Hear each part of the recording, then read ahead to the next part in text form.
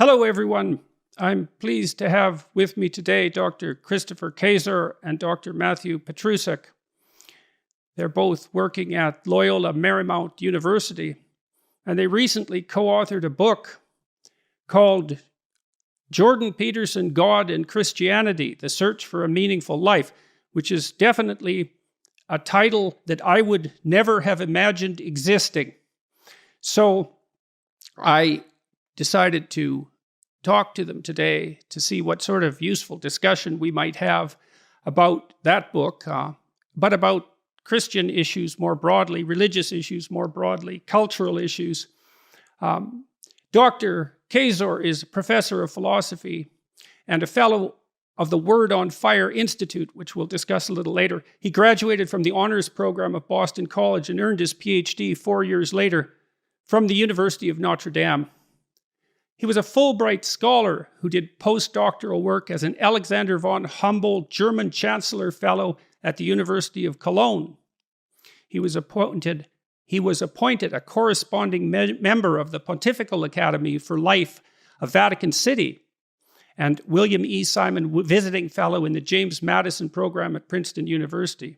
The winner of a Templeton Grant. Templeton funds research into the intersection between religion and science, among other things. He's written more than 100 scholarly articles and book chapters, and is also the author of 16 books, including the one that I mentioned earlier. Dr. Petrusek received his MA in religious ethics from Yale and a PhD in the same field from the University of Chicago. He is currently Associate Professor of Theological Ethics and serves as a Word on Fire Institute Fellow as well. In addition to numerous articles, he has authored, co-authored, and co-edited several books. He's bilingual, English, Spanish, and lectures broadly on topics in ethics, the Catholic intellectual tradition, and the intersection between Christian theology and philosophy.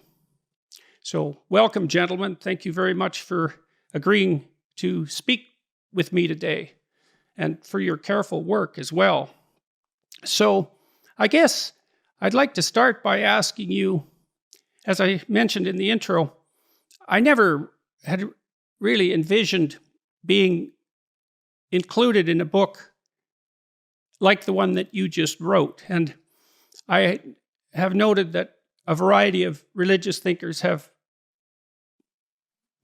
commented on my lectures and work. And I'm wondering why you felt compelled to put all the time and effort into this. I mean, it's a major undertaking to write a book. And so why this book? What's the motivation? Well, I followed closely your lectures on Genesis, and when I was listening to them, I was really fascinated because again and again, I saw themes that I had read earlier in the Church Fathers, people like Augustine, Chrysostom, Origen, and you were reading Scripture according to what's called the moral reading of Scripture, where you're looking at the story of, say, Cain and Abel.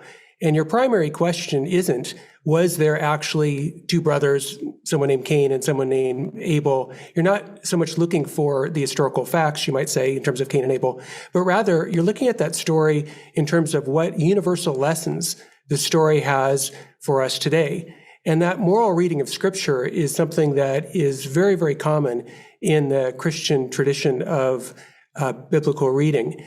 And so I thought that was super interesting. And then I also thought it was interesting how you were bringing to bear all kinds of other resources when looking at these stories. So you would bring in evolutionary psychology, you'd bring in Russian novels, you'd bring in all these things that would seem to be foreign to the biblical text. But in a way, that too was something that was very traditional. In other words, if you look at people like Augustine, he'll say that all truth is from God. And so bringing in any truth from any field is perfectly legitimate in his view in terms of trying to understand Scripture, because he thinks that God is the ultimate author of two books, the book of Revelation, Scripture, but also the book of creation. So everything in creation can help inform our understanding of Scripture, and Scripture can help inform understanding of creation. So these lectures, I really enjoyed them, and it seemed to me that what you were doing in a certain way was representing again in a new and fresh way the insights that were found in these older thinkers. And the fact that so many young people, especially young people who call themselves atheists or agnostics or religious. The fact that so many of these people were fascinated by your lectures and drawn to them. And as you know, so many comments on YouTube would say things like, I thought the Bible was a kind of stupid old collection of naive stories, totally meaningless for contemporary life. But after hearing your lectures on Genesis, now I see how these stories have perennial and are extremely important and insightful for navigating life. And so, for me, what I wanted to do in the book is both bring out these resonances with these earlier figures, but also to try to show how these earlier figures actually, in my view, develop and enhance some of your own insights and move them further down the road, as it were. So I thought that it would be useful to bring these reflections together in a book. Yeah, I have the same intellectual reasons as well for engaging your work. Basically, I think we're trying to speak to two audiences at the same time. One is to your massive audience, to speak to them through your work, that the ideas that you've been engaging with such verve and such power and such clarity not only resonate with the biblical context, but in fact, this is where, from our point of view, they find their fullest expression. And so to that audience, we want to look a little bit deeper, look a little bit broader. We're also speaking, though, to Christian audiences as well, to see, look at the work that Jordan Peterson is doing. Perhaps he doesn't see it this way, but he's a serious theologian, and he's opening pathways and opening modes of communication that can help us more clearly communicate some of these biblical truths as well. I also have a personal reason for it. I began watching you, Chris introduced me to your work, and I began watching your work online, everything you put out to watch. And what I found so fascinating is, from my point of view, you exhibit a lot of the Christian virtue of courage. And people were attracted to that. They were attracted to hearing truths, including very hard truths. And I thought, I want to dig deeper to see what this phenomena, what's been called the Jordan Peterson phenomena, really is. Yeah, this is a strange thing for me. There's the popularity of those biblical lectures. I mean, it came as a shock. I joked with some people when I first rented the theater in Toronto to put the lectures on. I said, if I had gone to a bank for a loan and told them that my business plan was to do 15 two-hour lectures on Genesis, mostly to young men, and that I was going to charge them to come to a theater and sit through that, they would have laughed me out of there, because it's such a preposterous proposition. And yet it seemed to work, and the lectures have been quite popular online, and they seem to have attracted attention from religious and non-religious people, but basically in the religious vein, right? Even the atheists who've been watching are pulled in by what is essentially the religious content. I guess part of the question is, exactly what is that religious content? That's something we could talk about in depth. I mean, the fact that my thinking is influenced by these church fathers, the church fathers and other historical figures that you discuss, I guess I get that secondhand in some sense, right? And probably primarily through Jung, Carl Jung. So he was unbelievably educated, and I saturated myself in his work. And he was, of course, incredibly influenced by the thinkers that you talk about in the book. And so, and you mentioned, Dr. Kaczor, that, I was putting old ideas into a new package, and, that it's very important to note that that's true, is that, truly original ideas are very rare. And so much of what we think of as original it's built into the structure of our culture in ways we don't understand, and then manifests itself within us. And that's certainly the case with these biblical stories. And I wanted to make another comment too about truth. Dr. Kaczor, you mentioned that I engage in a moral reading of Scripture, say, rather than a literalist reading. And maybe we should have a talk about that, because it isn't easy to read a book like the Bible literally, because it's full of literal contradictions. And whatever it is, especially the really archaic stories in in Genesis, whatever it is, it's not history the way we think of history. And so that's hard for people. It's hard for people to see how that might still be true. If it's not literal, how can it be true? And this is a discussion that I tried to have with Sam Harris a lot. Because the atheist types, the rationalist types, there's something they miss. And what they miss is that fiction isn't false. It's not a lie, right? It's not literal, but it's not a lie. And great fiction is true, but it never happened. So how can it be true? And the answer to that is something like, well, there are patterns in things, deep recurring patterns. You know, human nature, the fact that we're human, that the humanity itself is a recurring pattern. It has characteristic shape. And great fiction describes the shape of that pattern. And the greatest of fiction, the greater fiction becomes, the more it is religious in nature. And that's not even a claim about the nature of truth. It's more a claim about the nature of experience. You know, when we say something is profound, what we mean is that it's moving and that it has a broad influence. It's capable of having a broad influence on the way we think and see and act. So if you read a profound book, like one of Dostoevsky's books, you could say of that book, and people often do, that it changed my life when I read that book. And a story that can change your life has a power that is best described as religious. And so religious is a kind of experience in some sense, rather, in addition to a claim about what constitutes truth. And then those stories in Genesis, Cain and Abel, I think, and the story of Adam and Eve, because those stories are so deep that it's almost unfathomable. They get at the most profound of patterns. And so to say that they're literally true is actually to massively underestimate how true they are. Because you could tell me what you did this morning, and that would be literally true, but like, who cares? Whereas if you read the story of Adam and Eve, it's so true that it applies to everyone always. And mere literal truth can't do that. And we don't have a good language as scientists, let's say, as psychologists, or even as citizens. We don't have a good language for that kind of truth. And so, well, I guess I'd like your thoughts about that idea.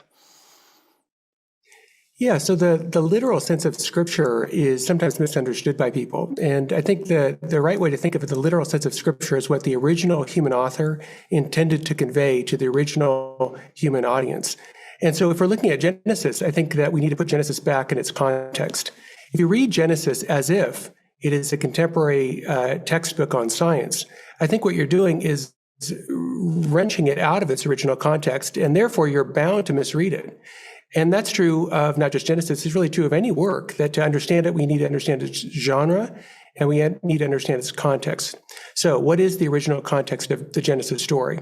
Well, the original context, it was written in terms of rival stories of creation, other stories that were circulating in the ancient world, and it was meant to be an answer to those. And it uses poetry, it uses imagery, and that was what all those stories did. And the poetry and the imagery, I would not set that against truth, as if on the one hand you have truth, and the other hand you have poetry, imagery, and story.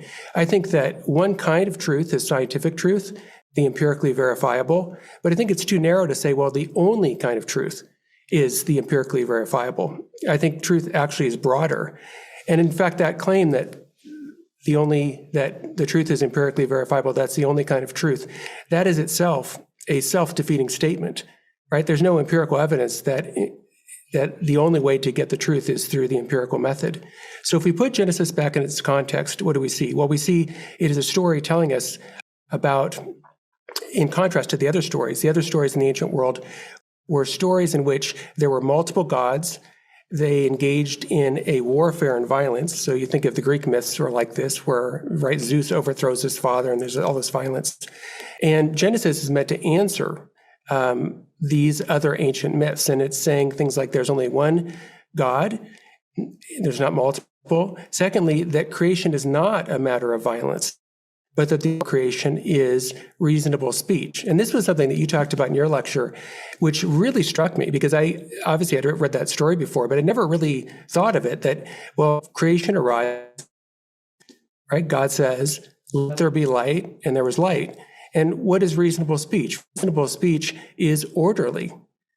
Right? The difference between, random sounds you make and reasonable speech is that there's a kind of order to it. So if creation arises from reasonable speech, then creation itself is ordered. It's intelligible. It makes sense. And that gives rise centuries and centuries later, that belief that creation is orderly and makes sense gives rise centuries later to science. Mm-hmm. But to read Genesis as if it's failed science makes about as much sense as to read Genesis as if it's, for or against iPhones. I mean, imagine somebody reading Genesis and they're like, well, should I buy an iPhone or not? I'm not going to read Genesis to determine this.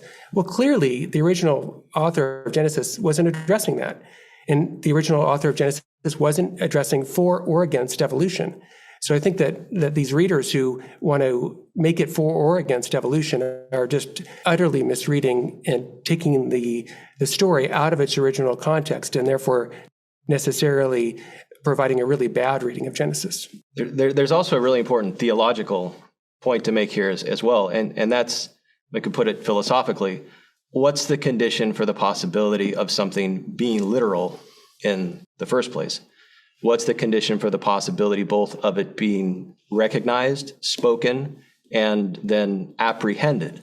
There's a certain kind of orderliness that's necessarily presupposed in the act of knowing and in the act of communicating that knowledge that itself, as Chris said, can't be empirically verified.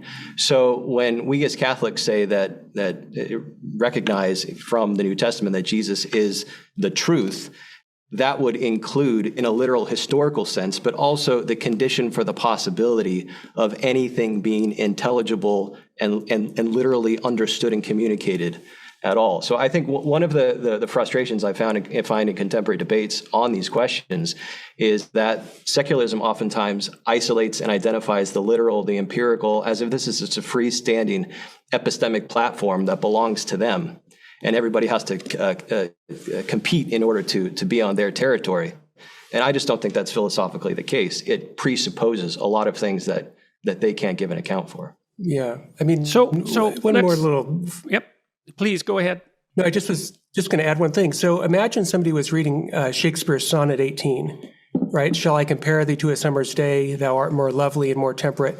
Rough winds do shake the darling buds of May, and summer's lease hath all too short a date. So imagine somebody reads that and they're like, okay, Shakespeare's a meteorologist. He's a weatherman. And I'm going to look up in the almanac to see if May had rough winds. And then it turns out there's no rough winds in May. Oh, Shakespeare, you're about it at telling us about the weather. Well, I think that's obviously a radical misunderstanding of Shakespeare. He's not trying to tell us the weather and then failing to tell us the weather. And so I think Genesis is not trying and failing to give us scientific truths.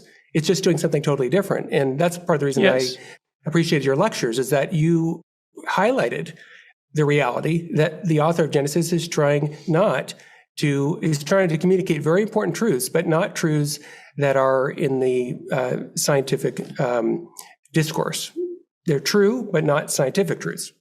The problem with the empirical approach, the problem with totalizing it, is that the empirical approach tends to be mostly descriptions of things and the way they interact and the way they can be manipulated. And that's fine, but it doesn't provide any real insight into how to live, how to act, how to take your next step, how to produce a hierarchy of values, and how to determine what's most important and what's least important. And all of that is also so difficult that we actually don't know how to do it completely explicitly, which is why we need poetry and drama and literature. We need that whole domain, so we could call that the literary domain. And then I think you could consider it, this might be an empirical proposition, is that the religious domain is at the base of the literary domain. And as literature gets deeper, it becomes more and more like religious writing. And so that by definition in some sense, and I've swiped this in part, I would say, from Jung, is almost by definition that the sense of profound engagement that the most profound literature produces is what constitutes the religious. And that's a domain of experience. You know, when you're captivated in a movie theater, when you're captivated by a story, when you're taken outside yourself, none of that has anything to do with logical argumentation. It's a whole different issue. And to me, it's tied very, very deeply to our ability to imitate and mimic. And so we're really good at that, way better than any other animal. Like language is mimicry. We use the same words. And so we're mimicking each other. But I can't mimic every person separately. I have to extract out from each person some essence of being that's admirable. And I do that person after person, and I try to imitate that. And then that core thing that's admirable that I imitate, that's, as far as I'm concerned, that's psychologically equivalent to Christ. Whatever else Christ is, that's why he's sometimes described as the King of Kings. It's like if the king is the thing that's at the top of the hierarchy, and then you look at all hierarchies and you take the thing that's at the top of all hierarchies of value, then that figure, when you see reflections of that figure anywhere, it produces awe and respect. And that's because that pattern constitutes the appropriate way to act, just as when you see the opposite of that pattern, which might be in its most fundamental essence satanic or demonic, it's something that's ultimately evil, that produces revulsion and terror. And that's all instinctual. It's not in the domain of rationality precisely. It's way, way deeper than that. And the atheist, and then there's another problem that the atheists have never come to terms with, I believe, and you guys tell me what you think of this, is that if what is properly rendered unto God is rendered unto Caesar, then Caesar becomes inflated to God. And when that happens, all hell breaks loose. That's the genesis of totalitarianism. That's subservience to an idol. And this is a case I think the church needs to make, particularly the Catholic Church, in the most strenuous of ways, is that if we don't segregate off the religious instinct and give it its proper attention and due, which I suppose you do in part with ritual and church attendance and so forth, then every single thing we do starts to become inappropriately contaminated with religious longing. And that's why you see the rise of extremely powerful political ideologies and the division of people, for trivial reasons into moral camps. It's that religious instinct hasn't got a grounding in it. It's searching for something to attach itself to, and it picks up second-rate substitutes. People like Dawkins, they seem to think that if we all just abandoned our religious superstitions, we'd all become, rationalists like Isaac Newton, who was an alchemist and not a rationalist, by the way, that great genius. And so one of the things I think that the Catholic Church in particular isn't doing a very good job of is warning people how dangerous it is to lose the proper theater of expression for our religious instincts. They don't go away. They just get perverted and they show up all sorts of places they shouldn't. And that's terrible. That's not good. So yeah, that theme is one that Augustine talks about in The City of God. He talks about two loves, and he talks about the love of God, and it creates a certain city, a certain organization. And if you don't love God, if God is not your ultimate love, well, you're going to love something. So it could be power, it could be pleasure, it could be money, it could be status. But Augustine thought that if you love, say, power the most, well, what that's going to do is it's going to shape you and ultimately distort not only you, but also your relationships in your society. So the Christian view is that ultimately God is perfect truth, love, and beauty. And so not only is it the case that worshiping anything other than that is going to fail to give God what's due to God, and that's what religion in a sense is about. It's a binding of oneself to God, giving to God what's due. But also it ends up making the person ultimately unhappy. So you can't think about this even from a psychological perspective, that people like Martin Seligman would say things like, love is at the core of human flourishing.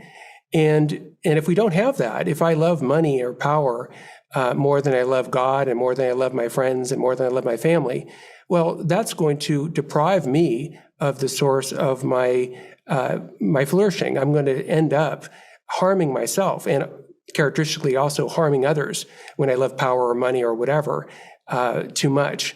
And so, yeah, for Augustine at least, this is a perennial temptation to replace God with something else. That's perhaps the warning at the end of Genesis with the story of Noah and also the story of the Tower of Babel.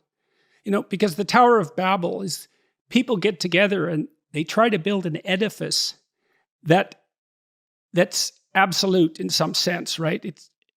It's a building that's under the control. It's an edifice that's of human manufacture, and it becomes larger and larger and larger, and then it devolves into a kind of chaos.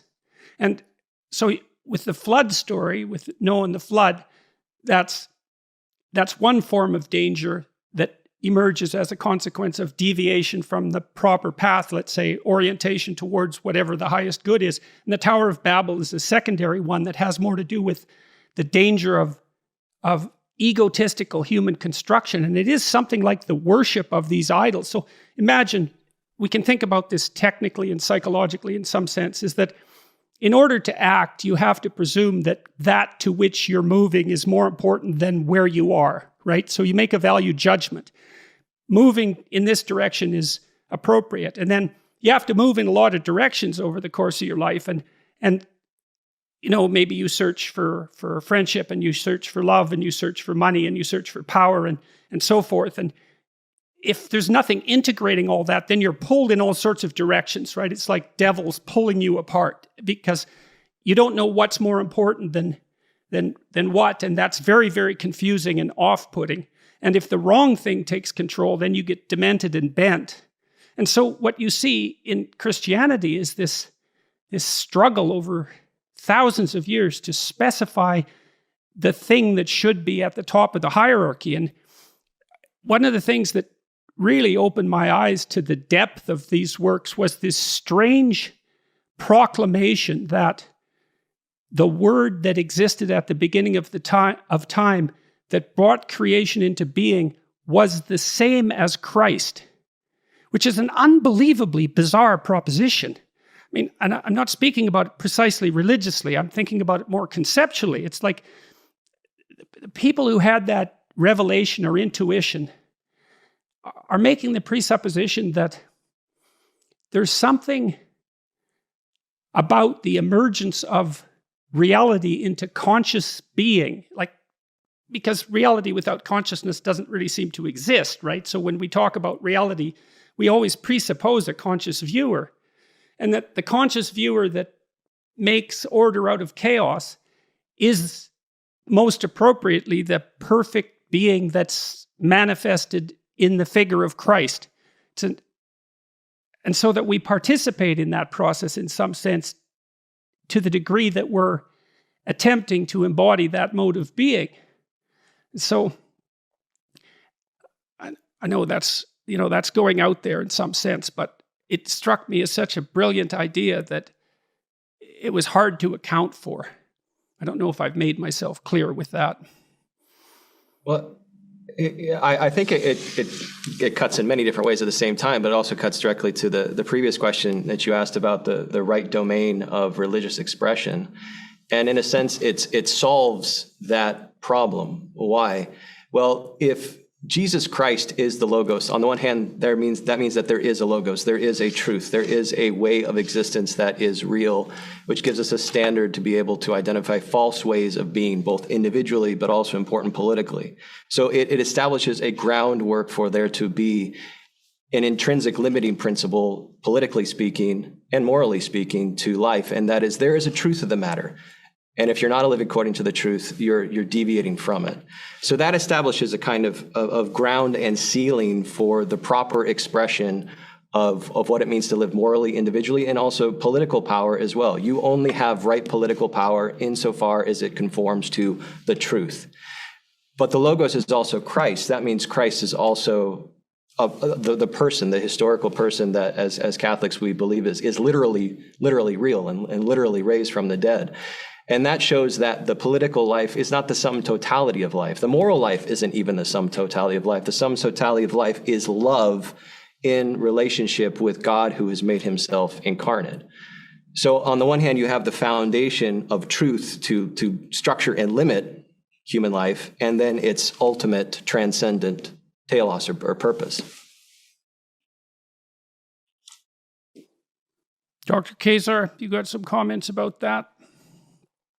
I did. I wanted to circle back to, you said, if I heard you correctly, that reality doesn't exist without consciousness. And I think that's true if God exists. But then if God doesn't exist, then it's not true. So human beings, of course, haven't been on planet Earth since the beginning of the universe. The universe is about 13.8 billion years old. So say 12 billion years ago, there were no human beings at all. And presumably there was no consciousness at all. So there was reality. There were the beginning of stars and things like that, but there was no conscious beings anywhere that was able to understand that, unless God exists. Now, if God exists, and if it's true that God is the Logos, well, then you would say from all eternity, there was consciousness, there was a mind, there was a divine mind, and so, and on that view, there actually would be an ultimate unity, you might say, in terms of the divine essence and the divine mind ultimately being one. So consciousness and existence have this fundamental ground in God. But if God doesn't exist, then I think what you said would not be true, because again, 12 billion years ago, there's no human beings around, presumably unless they're aliens, there's no one around to be conscious.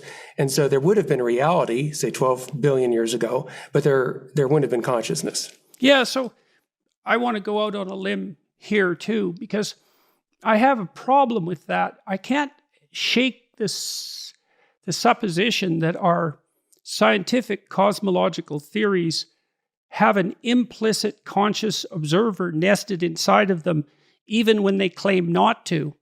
So, for example, when you talk about 13 billion years ago, there's I don't know how to say this properly.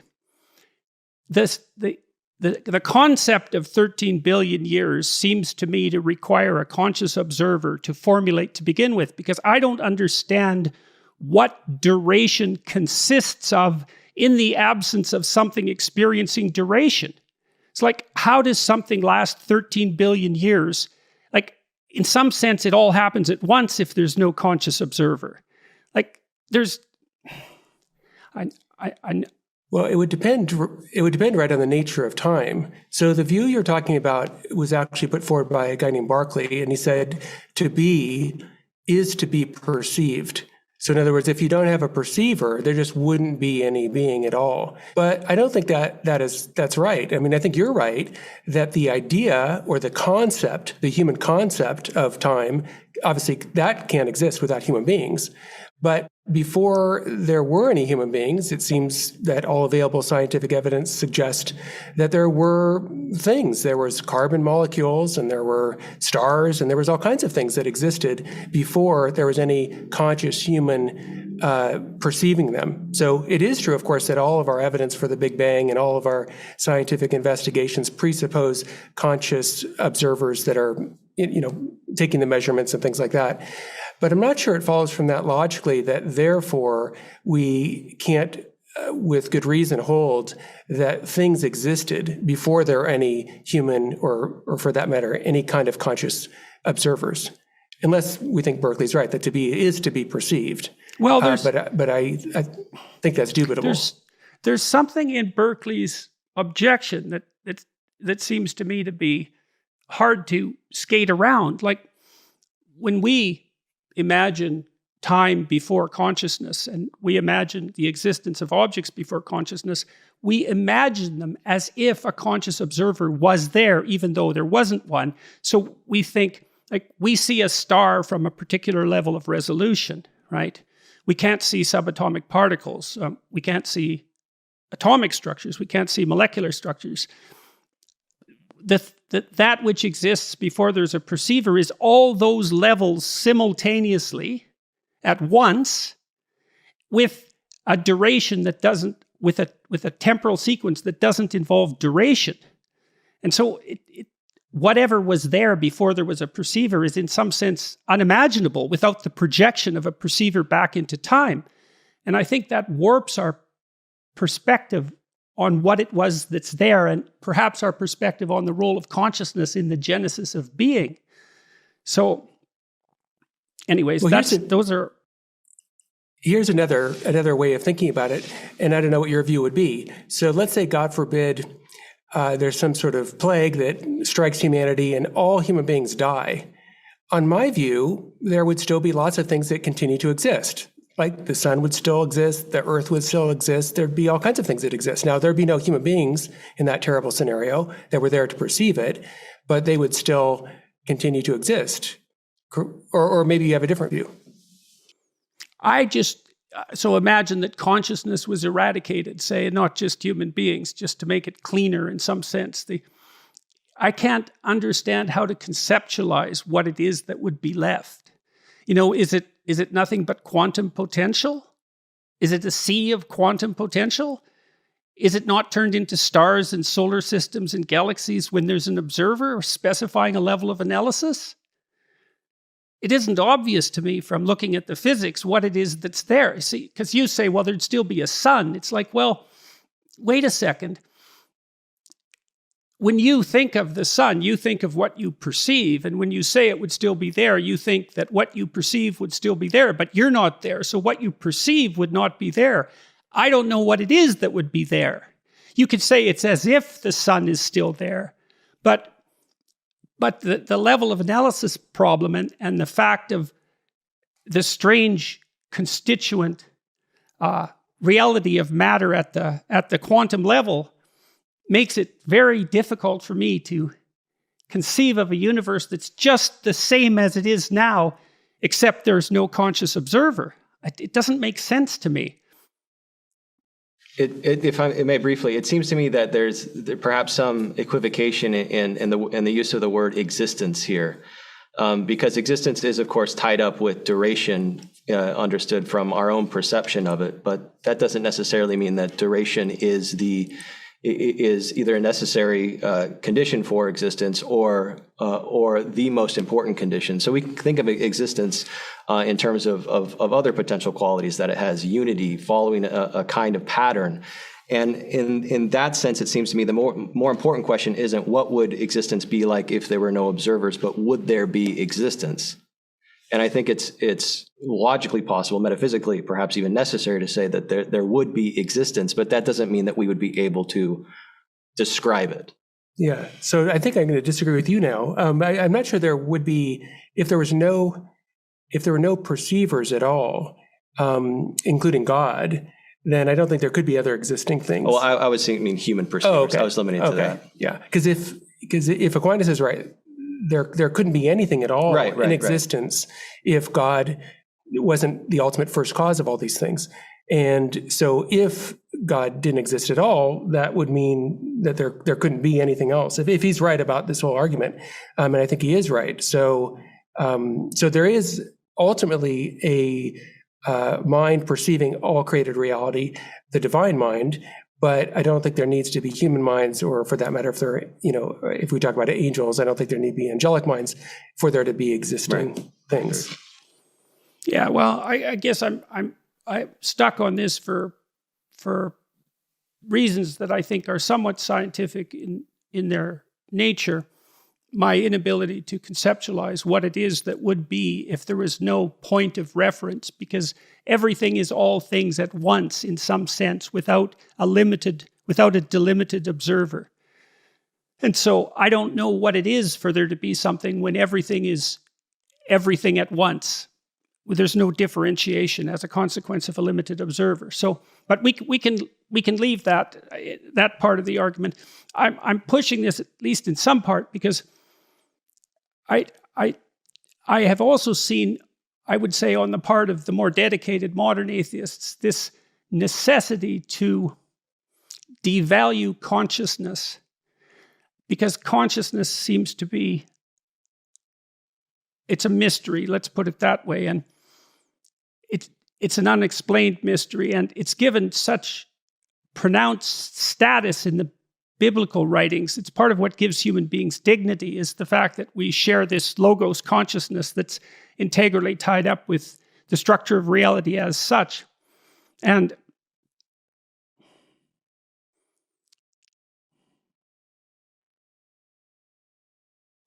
well, I guess I'll just leave it at that. That's enough exploration of that as far as I'm concerned.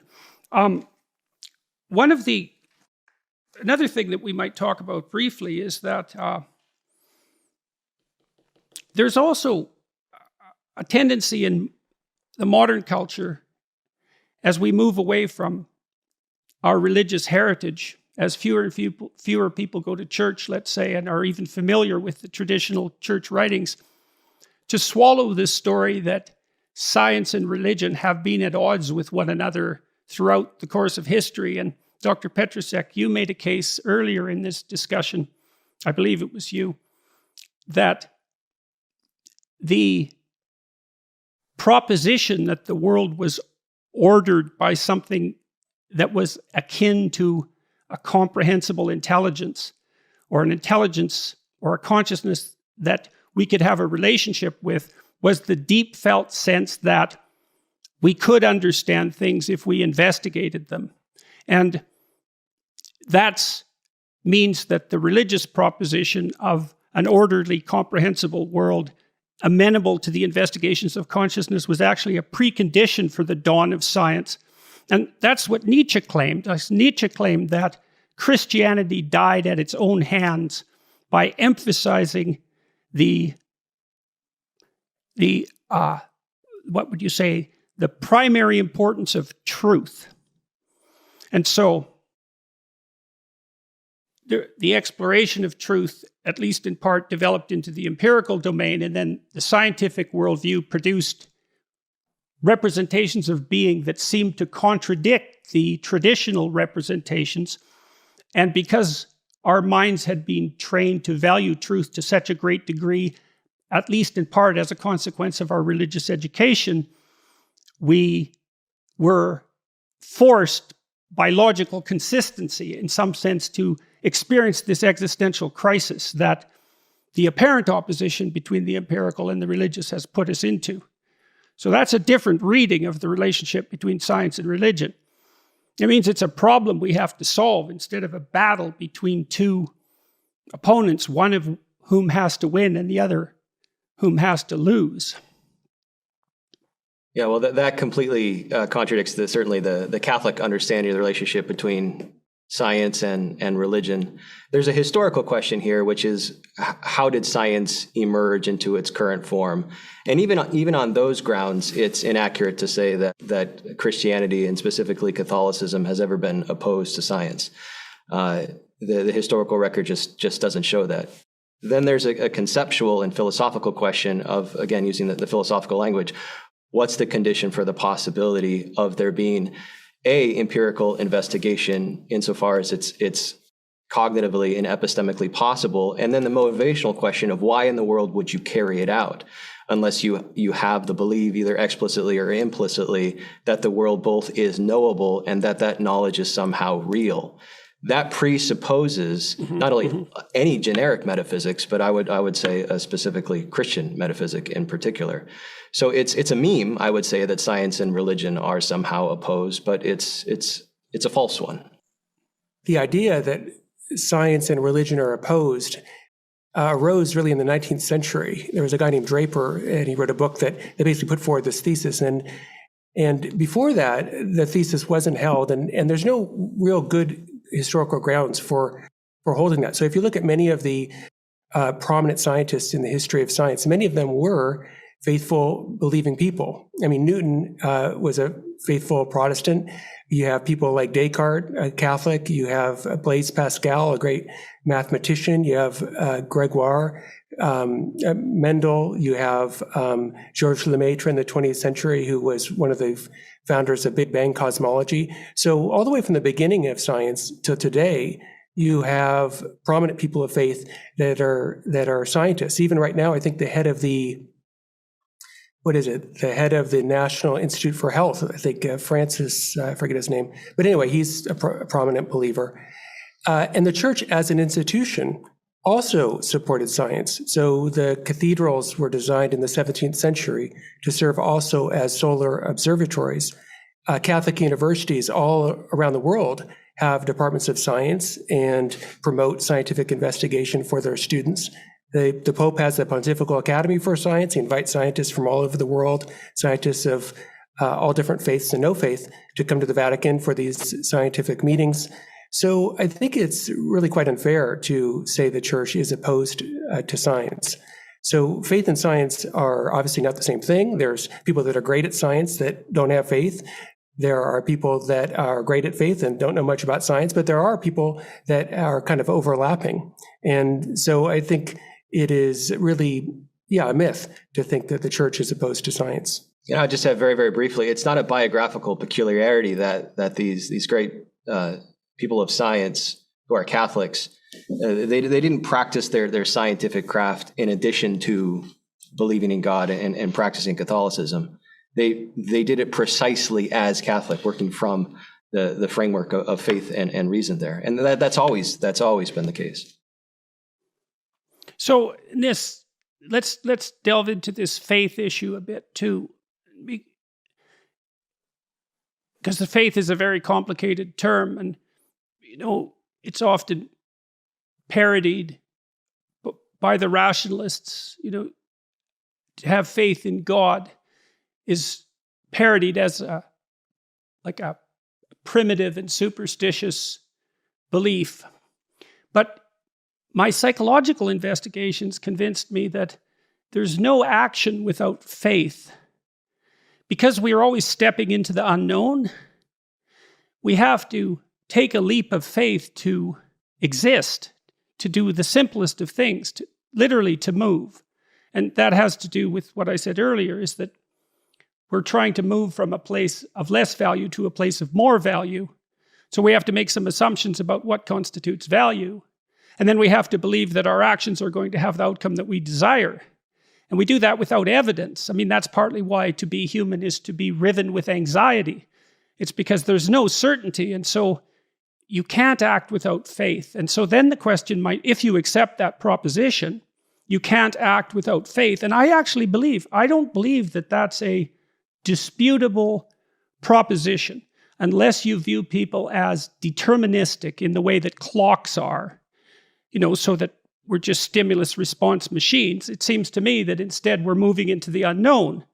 And we do that in dread, in some sense, dread and hope. And we do that because we have faith. And when we lose that faith, our lives fall apart. And we don't know which way is up or down. And so then the question is, well, if we have to have faith, what is it that we should have faith in? And then the answer seems to be something like, well, if we have to make a decision about that, maybe we try to have faith in the idea that the best should be pursued and will prevail as an organizing principle. And then the question is, well, what is the best? And the answer is, well, that's a really hard question. And so we need cathedrals, and we need Bach's music, and we need the stories in Genesis, and we need the world's great literature. And we need all of that, theater and drama and art and aesthetics, to help us understand what the best is and to determine how it should prevail. And I don't see that technically as any different from, I think it is the same thing psychologically as the worship of Christ. I think it's the same thing. because, again, I'm trying to speak psychologically to think about what Christ represents. I'm not thinking about him as a historical figure. That's something we can get to later. That image, which is seen, for example, laid out on these massive cathedral domes, Christ as logos, as generator of the world, it's the idea that the proper mode of being is brought into existence by consciousness that's operating according to the highest possible principles. And like, why wouldn't, and that is the kind of faith that's maybe got some courage associated with it, right? I'm going to act as if this is the case. We're all going to act as if this is the case. Now, that begs the question, does that make it real? Well, that's a harder question.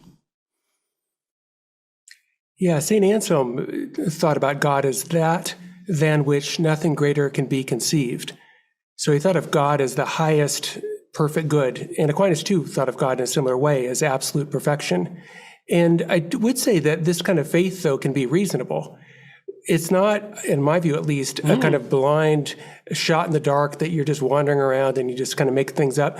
I think there's actually good philosophical reasons to think that there does have to be a first cause. There does have to be a necessary being. And Aquinas puts forward these arguments, and people have, I myself have talked about these things to my students and online. It's not just a shot in the dark, as it were. So, but I think you're right that people do need faith in some sense just to live, just to move forward.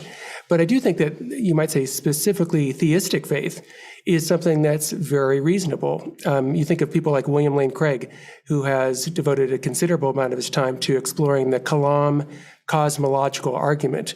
And I don't know if you're familiar with that argument, but it's quite simple. It just says that, oh, you're not. So it says that whatever begins to exist has a cause. That's the major premise. And then the minor premise is the universe began to exist.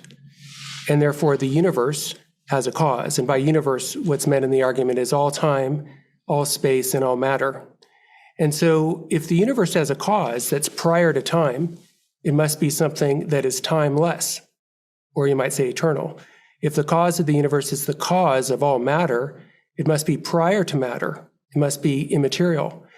If the cause of the universe brought the whole universe into existence, obviously the cause of the universe has to be immensely powerful.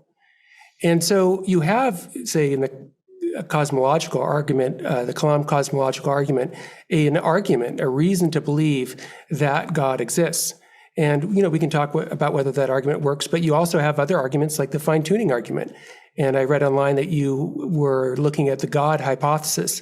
And as you know from reading that book, there is a lot of very solid evidence that the universe is fine-tuned. And then if you're going to explain that fine-tuning in terms of chance, the likelihood of that is unbelievably unlikely. It would be like if I won the lottery every single day of my whole life. It's much more unlikely that the universe could have been brought about by chance and still been able to have life in it. So I think that to believe in God is very much a reasonable faith. It's not just a random, arbitrary, wishful thinking kind of view. Yeah, I would add that I think I'm hearing two different kinds of faith at the same time that ultimately I believe can be, in fact, the teaching of the Catholic Church, that they are united. And that's what we call faith one. Faith one could be defined as what must be in existence and true in order for there to be anything else in existence and true. And as you were putting it, Jordan, how do we make any kind of decision based upon any kind of evidence whatsoever, whether it's in terms of empirical matters, whether it's in moral matters? There's so many presuppositions that we can't make arguments about, but that must be true in order for us to make arguments about anything. So that's the horizon, as it were, of faith. And we can't not have faith in that sense. But then as you put it, then it raises the question, what do we have faith in? Well, the Catholic answer to that, the Christian answer to that, in its broadest possible sense, is you have faith in Jesus Christ. Jesus Christ is the Logos, is the totality of who God is, that horizon of meaning, the horizon of intelligibility, and that whom you can ultimately trust. That's the second meaning of faith, which is not really an epistemic category. It presupposes an epistemic category, which is belief, but it's ultimately about trust. Who do you most trust? And the options there are really quite limited. Either you're going to trust something in the world, you're going to trust yourself, or you're going to trust God. And anything in the world and yourself, you'll be let down. Guaranteed, you'll be let down. Disastrously, in fact. So the third option is you trust Christ, who, through revelation we see, loves you infinitely. So in that sense, Christ once again solves the problem of faith, both at its beginning and at its end.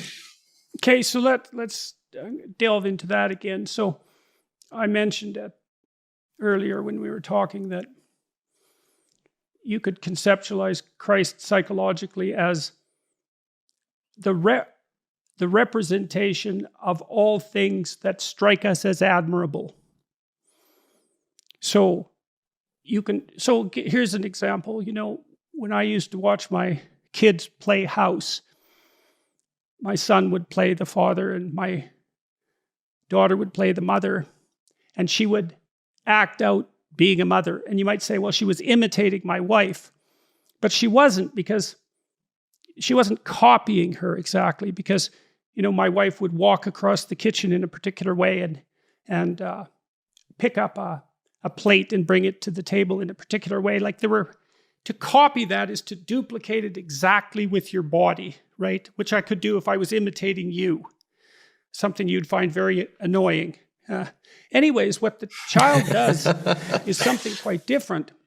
They watch the father across time, and they watch the mother across time, and they extract out those elements of perception and action that can be imitated, that constitute the spirit of the mother and the spirit of the father, and then that's what they manifest in their play.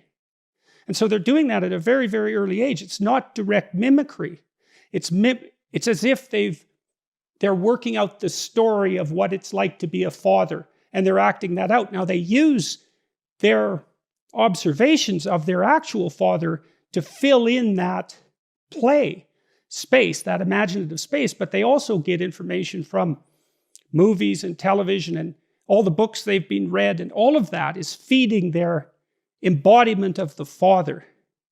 And this isn't something that's rational exactly. So let's say the child, as a consequence of this felt sense of admiration, focuses on a particular attribute in a book, watches the hero of the story, and is compelled to incorporate that into their representation. And so they're trying to act out what's admirable. And then faith in that sense is,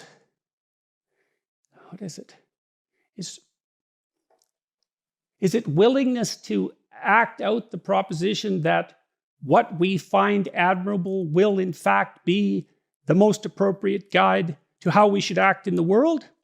Because you have the child acting out the father, but then there would be the set of all fathers, and then there would be what was extracted out of that. That would be the ultimately admirable ideal, which is like God brought to earth. If God is that which no greater can be imagined, and then that's embodied, which is the Christian idea, then what's most admirable is embodied in the figure of Christ, and that's the thing to imitate. And the faith isn't belief that that's real. I don't believe that. The faith is willingness to act that out in the world. That's a different thing.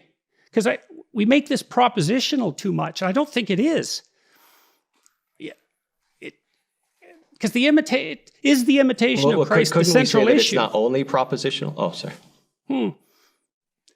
Sorry, everyone. There's a bit of a lag on our connection, so that's why we're awkwardly interrupting one another. So please go ahead. I think I would say that it's not only propositional, and in fact, on a final analysis, the propositional components of the faith may be the least important. I would say they're necessary, but certainly not sufficient.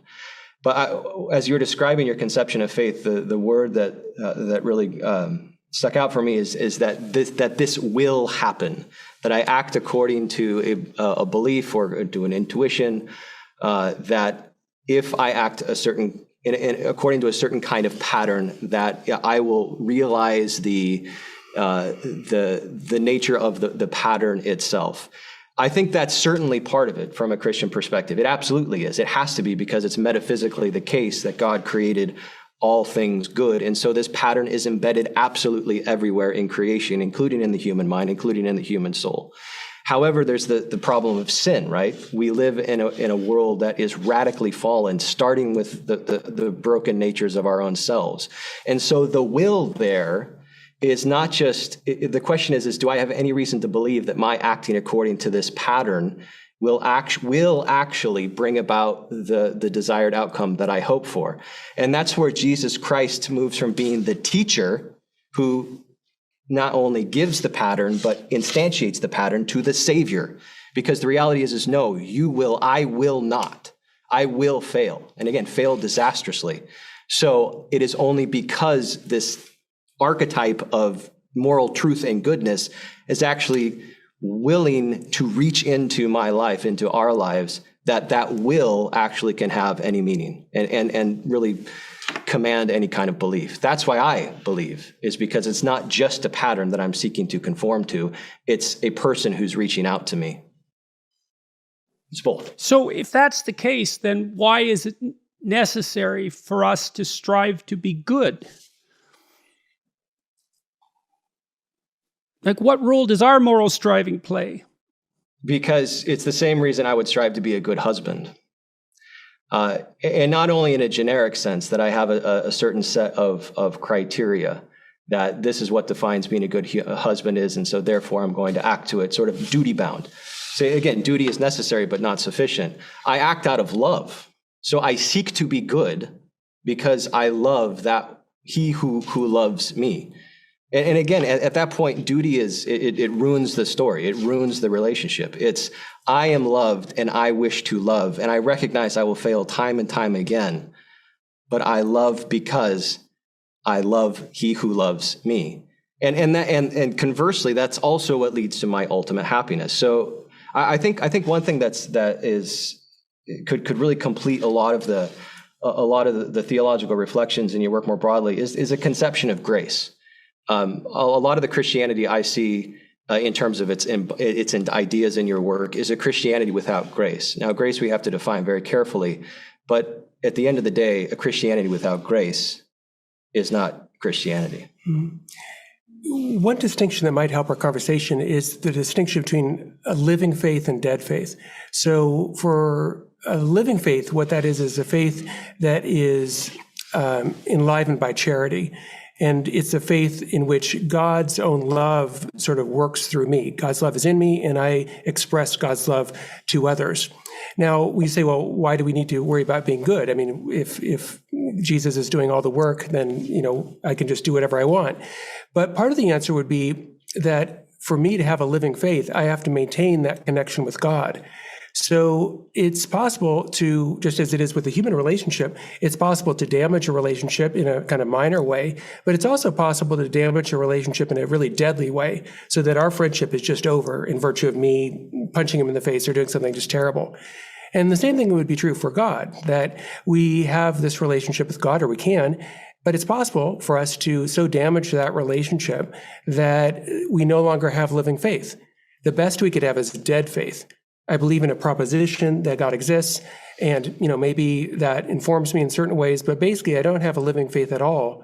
And so the things I do can't be an expression ultimately of my union with God that spills over into loving other people. Because in the Catholic view, Jesus is the ultimate pattern, you might say, but the ultimate pattern becomes part of our lives through us being united with him.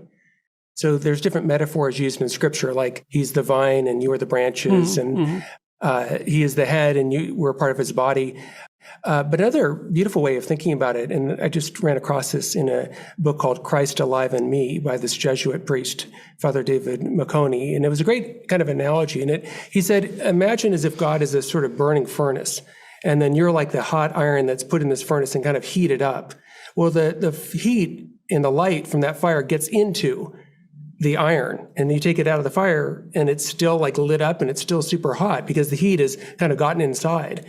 And so in the Christian view, we are in this relationship and we want to, as it were, let God inside. And then hopefully God remains in us. We don't kick God out. I mean, God wouldn't leave of his own accord, but we can kick him out through serious wrongdoing. But hopefully that light and that fire makes us more alive and makes us able to give some of that light and that fire to other people who are in need, other people that need God's mercy and they need God's help. So it's not just a teacher-student kind of relationship that Jesus is a little bit like Socrates. I mean, I love Socrates. I love Aristotle. They are absolutely terrific. But the idea of Jesus is beyond just a good teacher, beyond just a good example, but that the life of Jesus would actually live in you. And so this is called by different names. Sometimes it's called theosis, deification, sanctifying grace. These are all kind of different terms for the same idea. But the basic idea is that the heat and the light of God becomes part of you. And then hopefully you're able to make the world a better place and be a better husband, be a better father, be a better friend, be a better professor. You can do the things you do in a new way because you have this light and this heat within you. Two more questions, if you don't mind. Let's talk about the evolution issue. I mean, it looks to me like the story of creation in Genesis and the story of Adam and Eve is in large part a description of the role of consciousness in being. I mean, the idea that the beginning itself is associated with the dawn of light. It's like the experience of the day, of the morning sun. It's that things spring into being. And so there's some allusion to consciousness itself there. And then the fall of Adam and Eve seems to involve something like the development of self-consciousness. And so that's one way of conceptualizing creation and the human role in it. And maybe our fallen state to some degree as well as the corrupting influence of self-consciousness and the terror that it generates. It's difficult to square that account in some sense with theories of evolution. And I'm curious about how you two manage that. Like you're both, correct me if I'm wrong, but you both accept the broad outlines of modern cosmology and evolutionary theory. And so how do you see the Christian narrative? How do you see it in juxtaposition with that? I mean, that was certainly a problem for Darwin. I mean, it just about drove him out of his mind. So in the Catholic tradition, there is a long history of reading Genesis in a way that's sensitive to its context. So there are some readers like St. Ambrose, who did hold, for instance, that the 7 days of creation were 7 24-hour periods. But most Catholic interpreters, Augustine, Thomas Aquinas, John Paul II, Pope Francis, don't interpret it in that sort of way. So I think Genesis is teaching us very, very important truths, but it's not teaching us about contemporary science. So I would say it's not for or against evolution. It's just not trying to do contemporary science. So what is it trying to do? Well, it's trying to teach us important truths. And you have in your lectures explored a number of those important truths. But here's another truth that at least I think is quite significant in terms of the Genesis story. If we take the Genesis story as a poetic and imagery-filled kind of narrative, one of the points I think is that all human beings ultimately are part of one human family. That is to say, everyone on planet Earth I should treat as if they are distantly a brother or sister of mine. And if you look at some of the other rival stories of creation, if you look at, for instance, Plato's Symposium, he has a story there that is spoken by Aristophanes. And Aristophanes in that story says, well, human beings arose from 3 different sources. Some arose from the sun, some arose from the moon, some arose from the earth. And so we all come from these different places. And on that view, right, ultimately other human beings are literally could be from a different planet. And so, there's ethical consequences for that. If we really took seriously the idea that all human beings are part of one human family, that is, I think, a revolutionary idea. And centuries later, that idea was developed into this idea that we still have of human rights. Right? The idea of human rights is that every single human being, regardless of race, religion, age, it doesn't matter, all human beings deserve fundamental respect. In other words, you might say all human beings are part of one human family. We're all equal in dignity, and so we should be respected. So I think Genesis is teaching us incredibly important truths, like that truth that we should respect all human beings as part of one human family. But I do think it's a misreading of Genesis to look to Genesis as if it's a science textbook. Just like we wouldn't look to Genesis, again, I mentioned this earlier, we wouldn't look to Genesis to find answers about, well, should I buy an iPhone or should I buy an Android phone? Like, that's just, Genesis isn't trying to do that. It's not for or against iPhones. It's just not about iPhones. And so Genesis just isn't for or against evolution. It's just not talking about that kind of thing at all. Yeah, I would just say, I think the root question, the more important question, both morally and metaphysically, with regards to evolution and God and existence, is existence arbitrary or not? Is life accidental or not? Is there any way in which we can identify that the symbols and patterns that we see in the world, both empirically, scientifically, and bringing in some of your thought, Jordan, morally, are those ultimately our own creations, our own anxious creations in order to try and cope with an existence that is neither here nor there, and therefore just as arbitrary as anything else, or are they real? And I know the question of the real is, at the one hand, the hardest question to answer, but on the other hand, it's the most important question to answer. That's the root question for me with regards to evolutionary theory. Do I accept the broad contours of it? Yes. St. John Paul II, a previous pope, wrote in support of the general idea that life can evolve. But the root question again is, does God exist, and did God create the universe? How that happened, the mechanism by which that took place, is an incredibly important question for scientific analysis. But it's a secondary question to whether or not God exists, and therefore there is meaning, purpose, order, and structure in existence. So I definitely want to ask this question. So it's become increasingly difficult for the Catholic Church, perhaps in particular in the West, to attract young people. I don't think that's a statement that anyone would disagree with. But people are watching my biblical lectures, and lots of them are young, and they came to the lectures. So why is that exactly? What's going on there? I mean, I don't know how to understand it precisely, and I can't work it out in my own mind. You're looking at it in some sense from the outside. What's the story there? I think part of it's just a sociological, cultural question where in the minds of many young people, perhaps most people, religion is an undifferentiated mass. And what religion means is basically what the technical term would be fideism, that you believe something that you have no rational reason to believe. And you've just embraced it as a matter of kind of a personal mantra, but otherwise it's completely irrational. I think in most young people's minds, that's the case. So the general trend we see within Catholicism is the specific trend we see within Catholicism is more just a general trend of people leaving religion.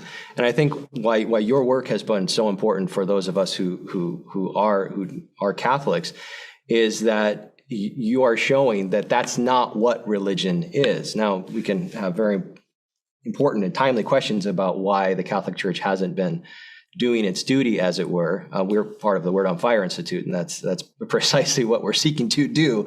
That's precisely the mission of the Word on Fire Institute.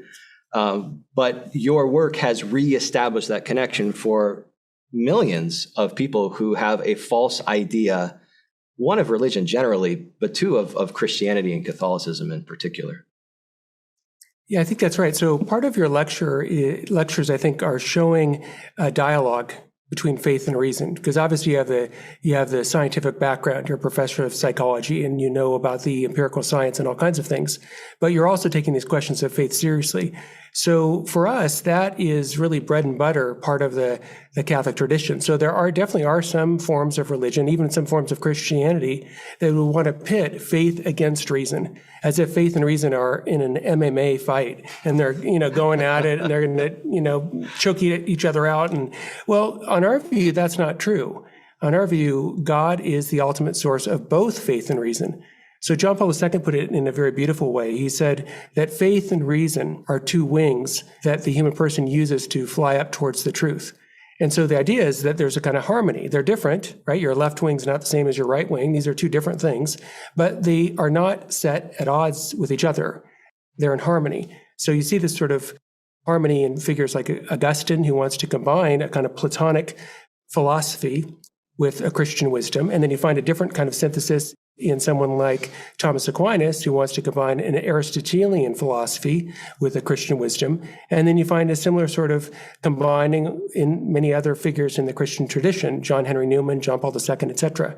And so I think in a way, one way to interpret your work is as another way of bringing together faith and reason in this conversation, in this dialogue. And it's certainly part of the work I try to do as a professor of philosophy. I mean, some people say, oh, you're a professor of philosophy. You're supposed to be, how could you be Catholic? And I think that question is nonsensical if you understand the Catholic view of faith and reason, that faith and reason are not, on our view, opposed. They're working together. They're in harmony. And part of the intellectual adventure, I think, is talking about these questions and bringing these two sources into fruitful conversation. In a very basic sense, faith cannot oppose reason. Because if God is and God is one, then any truth, whatever formulation that truth is taking, it cannot be opposed to itself. This is a fundamental principle in the thought of St. Thomas Aquinas. And so any statement that would be irrational, we as Catholics would reject. But faith is supra-rational. And we talked about this earlier in the conversation, right? There's a sense in which there's an invisible but real foundation to reason itself, both logic and empirical observation, and then there's a destination for where it's headed. So in that sense, faith is never against reason, but it's the condition for the possibility and the purpose of reason. So part of it, you think, is this demonstration of the coexistence and maybe the necessary coexistence or the optimal coexistence of faith and reason. But there's another aspect too, a couple other aspects, and like maybe this might be a consequence of the empirical revolution in human thought, is that maybe the modern church has concentrated too much on emphasizing the propositional at the expense of the enacted. And I could see that happening a little bit in our conversation.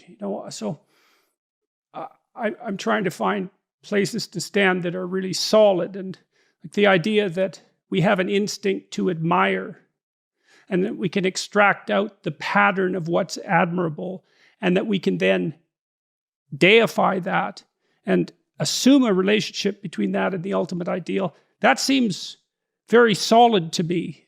I don't feel any internal disunity about those propositions. That's different, or about those suppositions, let's say. That's different than the claim that, there was a God who exists outside of time and space and who created the universe. That's more like a set of statements that you need to believe, whereas the first set is a set of answers to questions that everybody has.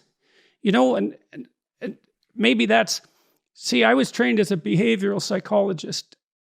I was trained as a cognitive behavioral psychologist, but I concentrated more on the behavioral element, how to help people change the way they act and to make that central. And I try to do that in my lectures. It's like, everybody needs to know how to act. No one disputes that. The audience doesn't dispute that. And then figuring out how to act is a great mystery. And we all seem to be guided by our conscience, and we can't escape that conscience, even though we might like to. And we all seem to have some sense that some things are good and other things are evil.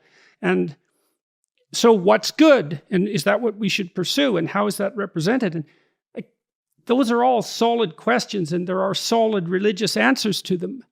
But then there are these more abstract propositions that seem to make that people bounce off them, and young people bounce off them because they're more like they're like an insistence about what you must believe propositionally, rather than answers to questions about how to walk through life, given the questions about life's mysteries that you all have in your head. And it's the latter that I'm trying to explore and address in the lectures, and I think that's partly why people find them acceptable. They don't just bounce off them and say, well, that's religious claptrap, I'm done with that, and reject them the same way they do, at least to some degree, church attendance. And I'm always exploring a mystery with the audience in my lectures, and I'm not telling them what I believe. I'm not even telling them what I believe to be true, because I'm always questioning what I believe. And the reason I keep insisting on this in this conversation is because it really is something I'm trying to solve. It's like, I do believe that we are in danger of making all sorts of things religious that shouldn't be, and that's going to do our culture great damage. And that unless we put God back in God's place and Caesar back in Caesar's place, things are going to be grim. And the church, the classical church, the Catholic Church, has to play a role in that. But I don't see it. I don't see a tremendous amount of evidence that that's happening among young people. So I'm not saying that with any sense of glee. Obviously, it's a mystery that needs to be solved. And so, yeah, I think you're right that your lectures focus more on the existential and the practical and how to live this out. And I think that's really important. And in the Catholic Church, at least, part of what we do is actually offer young people a chance to do that. So, for instance, at every Catholic university, at every Catholic parish, there's all kinds of outreach programs. There's all kinds of ways in which we're trying to live out this Christian message. Because at the end of the day, I think you're right, the living it out is so essential and so important. On the other hand, I think when you're living out something, there is, at least implicitly, some sort of theoretical view that you're living out. That is to say, if I live out a life of greed, right, at least implicitly, I am saying, as it were, at least in my actions, that I think that money is the most important thing. And so, in a way, the theory, I think you're absolutely right. Just the theory is what I would have called earlier dead faith. Well, of course, that doesn't help at all. We need living faith. But I do think that a living faith is not going to live very long unless there is at least some intellectual content to it. And the reason for that is that human beings have minds and they ask questions. And so if people are asking questions, and my students in philosophy class ask questions all the time, and there's no answer at all, then I think that leaves the practice of faith being kind of unmoored and being kind of shallow. So I think you're 100% right. Like if I could say for my kids, would I rather have them have all kinds of theories and all kinds of abstract ideas and be an expert in theology and philosophy, but in their real life, they don't worship God, they don't serve people in need, they're a horrible friend, etc. Or the reverse, well, of course, I'd rather have them living a life of charity and the virtues and being a great person, even if their intellectual understanding was sort of thin. But I do think, given that people ask questions and people ask other people questions, I think if there's no intellectual content, what can happen really easily is it just sort of evaporates, right? That is to say that you give up worship, you give up service, you give up thinking that people that are different from you deserve fundamental respect. The practices end up going away, I think, unless there's at least some intellectual substance there. And then partly it depends on your person, like who you are. So I'm someone who really loves to read books. I love to talk about intellectual things. So for me, that's a big part of my life. Now, there are other people who are great people who, they don't read books and they don't like talking about issues, and fair enough. I mean, not everyone's alike. But I do think there are lots of young people that ask intellectual questions, right? They ask, well, how do you fit Genesis with evolution? And if you just sit there and go, well, I have no idea, I just believe. Well, you could do that, but at least for us as Catholics, we're not fideists. We don't say, oh, just believe it. There's no explanation. We try to provide reasonable explanations of things. But I do agree with you. At the end of the day, living charity is the most important. And it's something that St. Paul talked about, right? If you give your body over to be burned, if you have faith to move mountains, but you don't have love, right? It's all worthless. And so love at the end of the day is the most important. Yeah, I think an important distinction here is what's necessary and what's most important. They're not always the same thing. So what's necessary in order for Catholicism to become Catholicism, it must have dogma, right? Or else it's not anything whatsoever. So insofar as the Catholic Church has dogma, we have a set of propositions that we believe, many sets of propositions that we believe to be true in every way that something can be true. Historically, metaphorically, literarily, morally, all these things we believe to be true. So that's necessary, but that's necessary for any group. It's necessary for any individual in order to have any kind of unified personality. So in that sense, it's absolutely necessary. Is it the most important? No. But that again, the most important is that these dogmas, as Chris has been put it, become alive. As St. Paul also puts it, without love, you are a gong that makes no sound whatsoever. And so if one of the critiques that has really hit home that you've also made in previous videos is that Catholicism is not calling its people to be heroes.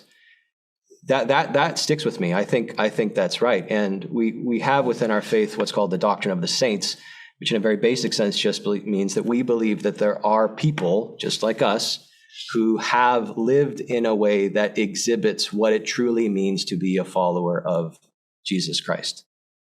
And if you look at the different kinds of saints, what you will find is vastly different kinds of personalities, vastly different kinds of interests, but two things will also be present. One, courage, and two, fidelity to the truth. Diversity across all other levels, but courage and fidelity to the truth. So I do think that this is a time for courage. And again, that's one of the reasons that I was so attracted to your work, because of the pushback that it's received. Pushback's perhaps the most diplomatic word I could say. But you remain consistent. And I see that's courage, and that's a model for us as well. So a couple of comments on that. So, well, optimally, you want the optimal pattern of action to be part of your personality. And then you want the story of your life to be concordant with that pattern of action. And then you want the propositions abstracted from that story to be concordant with the story. So then you have the intellectual and, let's call it the literary, and the behavioral existing in harmony with one another. And I suppose a fully developed religious system would flesh out all three levels. And you see that in Catholicism. You have the patterns of action, you have the stories, and you have the propositions. So I agree with Dr. Kaczor that the dogma is crucial, and it's partly too because the rational can undermine faith. And we always think, as modern people, we think, well, if faith can be undermined by rationality, then it should be. But as a practicing clinician, I see how devastating that is. So I had a client, for example, who was an extraordinarily creative person, brilliant person, and fundamentally a good person. But he had a very, very critical, rational mind. And it was always digging at his roots. And as long as he was an architect and an artist, and as long as he was engaged in creative activity, he could live. But as soon as he started to think, his thinking killed him. It was so brutal. Everything was up for grabs. Everything was questionable. And you should say, well, you don't take anything on faith. It's like, well, you try to live like that and see what happens. That doesn't get at the problem that the untrammeled rational mind can be unbelievably destructive in its ability to go down to the depths and undermine and destroy. And so the protective structure that a functioning religious system offers is some protection against that element of untrammeled rationality. And that's also something I think the rationalist atheist types, maybe they haven't had enough experience with, say, seriously depressed people who've been driven to the depths of despair by a mind that just won't stop uprooting and destroying. And that's not only a personal thing in some sense, because it's easy for you, me, anyone to become possessed by these destructive ideas. And they're very powerful. And once they're part of us, we need an answer to them, and we need an answer to our nihilistic doubts. And what Catholicism offers, I wouldn't say uniquely, but definitely is the consequence of thousands of years of effort at keeping that terribly destructive destroyer of necessary faith at bay. And that's also a good way to communicate it, I think, to young people. It's like, look, you're going to be plagued by these catastrophic existential doubts. What the hell's the point of it anyways? And that's particularly the case when things aren't going well and you're suffering unjustly. It's like, what are you going to do then? Well, here's how people have solved that problem, It's possible that we're akin to deity in some sense, that there's something transcendently important about consciousness, that you play a crucial role in the structure of existence. It's like no one can say that for certain, because what the hell do we know? But it's the best we've been able to manage in terms of, what was it, Milton? Didn't Milton write Paradise Lost to justify the ways of God to man? Mm-hmm. It's a hell of an ambition. In some sense, that's what this entire religious endeavor does. The literary endeavor as well. What's the point of all this? What's the meaning of this? And, when you think about that in too propositionally, and I also saw this in my therapy practice. It's like, well, what's the meaning of life? And I could easily get off on a nihilistic argument with some of my more intelligent clients. They had a rejoinder for every proposition about why life was valuable. But then if you said to them, don't be so sure that that part of you is your friend. Look what it's doing to you. It's so destructive. And it has all of its self-justifying arguments, and they might even be coherent. But look at the consequences and then contrast that with your own experience. Like, when does that sense of nihilistic despair disappear? For some people, it's when they're with people they love. They're with friends or family. Some people find it in creative activity. Some people find it in charity. There are various sources of meaning, and that's not propositional. You see it in your own life, right? You can literally in therapy, you have people track that. It's like, well, you're nihilistically depressed. Let's watch your life for a week and see how that ebbs and flows with what you're doing. And then see if we can get you participating more in what makes it ebb than what makes it flow. And that's empirical in a sense, right? I'm not asking you to believe something. I'm asking you to watch the structure of your own reality to see where meaning manifests itself. And then you could say, in some sense, the sum total of where meaning manifests itself, that's where God resides. And that relationship with God that you described as the, what would you say, as that has to be maintained by our good behavior. I suppose that's that desire to live in that space of meaning. And then you can propositionalize that. You can say, well, that's associated with love, and it's associated with courage. It's associated with these classical virtues, and it's not these things that we've learned to deem as evil. And that's where is it reasonable to say that that's where you find God if you're searching? Is that an appropriate way of looking at it? I think so. I met a guy one time who told me he went to a lecture, and the lecture was on God's existence, and the guy was lecturing. And then after the lecture, my friend came up to him and said, everything you say is a bunch of malarkey. There's no God. It's just, your lecture is just meaningless. And the guy said, okay, what I want you to do is for the next week, I want you to treat everyone that you meet as if they were Jesus in disguise. Mm-hmm. And the guy left the lecture and he went home and, he gets home and, mom's there doing the dishes. And he thought to himself, well, if this were Jesus in disguise doing the dishes, I'd probably go up and help my mom do the dishes. And then dad came home from work and rather than ignore him, he said, hey, dad, how was work? How's everything going? And, because if that were really Jesus in disguise, I would do that. And then they're eating dinner together with the family and there's one hamburger left.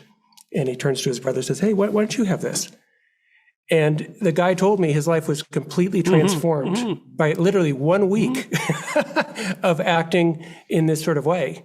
And that's not really surprising. Pope Benedict talked about this in one of his encyclicals, that one way to God is to act in this sort of way, to act as if God exists. Right. To act as if other people are Jesus in disguise. And, Mother Teresa talked about that too, that for her, the poor and the leper and the destitute were all Jesus in disguise. And so she served them as if they were Jesus. And so that is one way, it seems to me, to move towards God. I don't think it's the only way, though. And the reason is that I know a philosopher, Alistair MacIntyre, who mentioned to us in class one day that he was an atheist until he carefully studied the arguments for God's existence. So there are at least some people, at least one person, Alistair MacIntyre, who really did come to God through that way. But I think the more common way is through lived practice, lived action. Yeah, you brought up the case of severe depression, and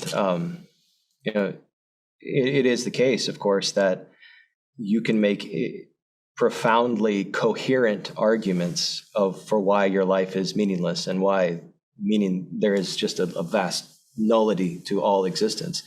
But the question isn't, are they coherent? The question is, are they true? The question is, are the premises right? Because anything can be coherent within false premises. The question is it the case that your life is worth nothing? And the answer has to be no. That's a false statement.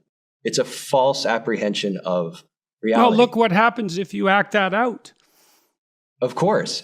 But even then you could say, well, no, I'd be doing a sum. If within the grips of depression, you'd still be thinking that I am acting according to a good, given the premises that I have about the meaninglessness of my own life and of all life.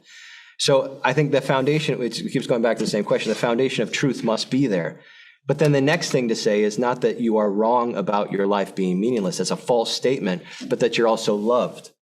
You are loved. And I think that's the kind of thing, at least my own experience, that can take you out of the darkness, that your life is not about you and your own thoughts. It's not about you and the systems that you are building. Ultimately, you are in response to something much greater than you. And that thing that's greater than you is looking at you and calling you out and saying, I love you. So it's not an either or. It's not, well, what's true propositionally about the nature of existence and is there a soul? It is that, and I'm calling you, which is a universal call for us as Catholics. This exercise that you described, Dr. Kaczor, I believe that when we see other people,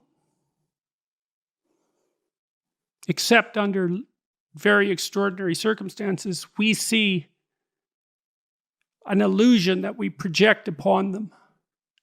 Mostly, it's a simplifying illusion. We don't see the whole person. Partly, I suppose, because we couldn't tolerate the complete vision. It would be too much for us, so our doors of perception are 3/4 closed, and exactly why that isn't obvious. But I do believe that the more accurately you perceive a person, the more you perceive them in the manner that you described. You see this eternal, recurring, conscious hero striving against the darkness. And when you treat people like that, of course they're compelled by that. It's a compelling way to be interacted with. Although, I don't know what it is that maybe it's not obvious how much of that you can tolerate, which is a very strange thing too. I'm thinking about this. Most of what we perceive is our memory. And sometimes that is stripped away and we see what's there. But seeing what's there is awe-inspiring. It's gripping and it instills terror. And I think that's the same as the burning bush. And in some sense, everything is a burning bush. But you're blinded to it.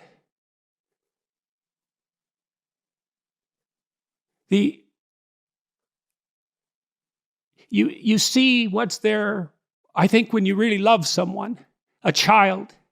You really see that in a child if you're a parent, right? You don't see a generic baby, you see that actual person. So that memory that pushes generic baby into your field of vision dissipates and you see what's actually there, and that love drives that. I imagine it does that. Love seems to... I always thought when people fall in love with one another, they see the perfection that could conceivably exist. It's like the curtains of illusion pull apart momentarily, and you see the paradisal state that could be there hypothetically if everything was done properly. And that drives the love. And then maybe if you work across time, you can achieve that to some degree. Because other people think about themselves as deluded when they're in love, and that's a very cynical way of looking at it. It certainly doesn't apply to the love between a parent and a child. Yeah, I think you're right. I mean, I know in my own life, having children has been such an unbelievably enriching experience. And I think about, especially when kids are little and they're asleep, you go in there and they're just sleeping and you see their little chest moving up and down. There's something painfully beautiful about that. I mean, you just wish it could go on just indefinitely. And for me, that is something that taught me something about God's love, right? If God really is God the Father, well, then, that's sort of how he looks at us. And he sees the good, he sees the effort, and of course, there's imperfections too. But I don't know, for me, having children is a kind of, I try to sometimes tell my students, most of whom don't have kids, what it's like. And it's very hard to describe. So the best way I came up with was, well, remember when you were a little child, you're like 6, and you thought, boys have cooties, girls have cooties, and the idea of romance or kissing someone is just repulsive.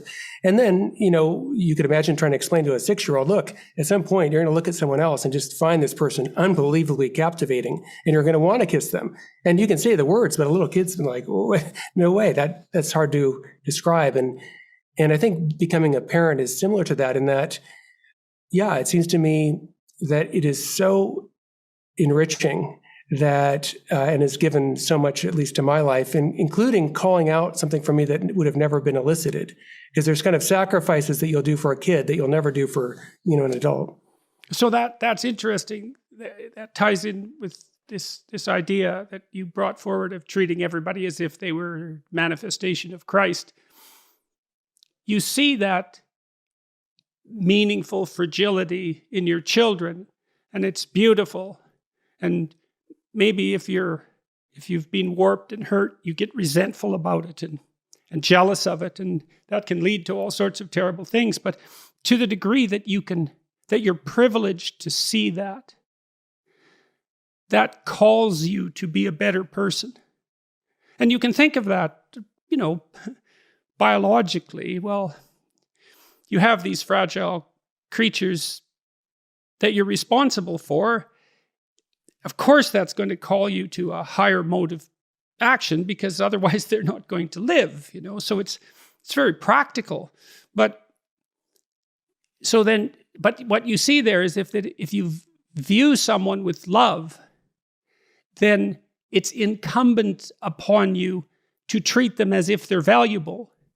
And then the more you treat other people as if they're valuable, the better person you are. That just comes along for the ride in some sense. So none of that seems questionable to me. That seems solid. And so then maybe the more love you view other people with, the higher the moral demand that's placed on you. And then I would say too, well then, that's another reason why it's so important to be truthful and and in some sense to be good, because it isn't obvious to me that you can withstand that moral load if you're compromised by too much sin. It's too much. And that's another thing that we're not very good at teaching young people about. You shouldn't do that. It's like there's a sanctimonious authority that goes along with that that's the wrong tone. It's more like,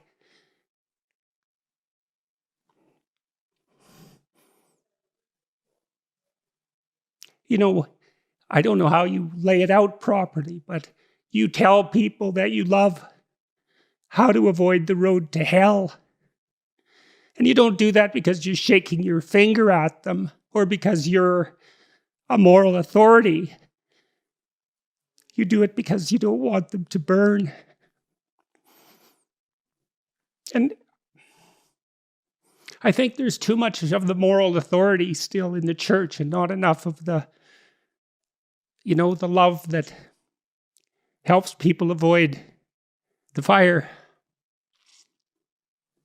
I think that what you just beautifully described is the unity of the love commandment, that you love God with all your heart and all your soul and all your mind, and you love your neighbor as yourself. Mm-hmm. The love of God identifies the pattern, and then that interplay between the love of the neighbor and the love of the self. They're differentiated but inextricably intertwined.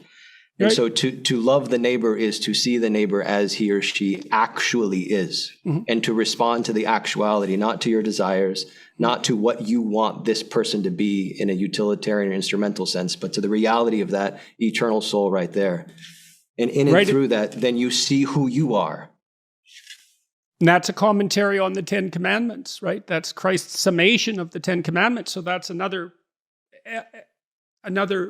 illustration of that abstraction.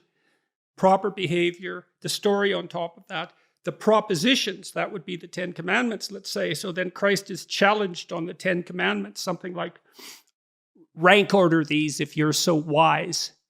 Yeah. Right? And right, exactly, because you're going to say something heretical.